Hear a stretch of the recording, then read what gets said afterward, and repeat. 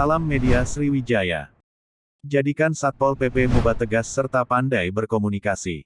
Pemerintah Kabupaten Musi Banyuasin, Muba melalui Satuan Polisi Pamong Praja Kabupaten Muba menggelar bimbingan teknis, Bimtek Public Speaking di Auditorium Pemkab Muba, Kamis tanggal 14 Juli tahun 2022.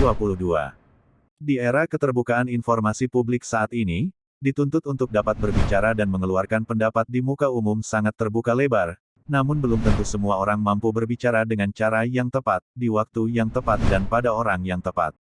Dengan menguasai public speaking diharapkan dapat meningkatkan potensi diri anggota Satuan Polisi Pamong Praja Kabupaten Muba agar lebih profesional dalam melaksanakan tugas memberikan pelayanan terbaik kepada masyarakat Muba, ungkap Kasat Pol PP Muba Erdian Syahri SOS MSI. FHSJ.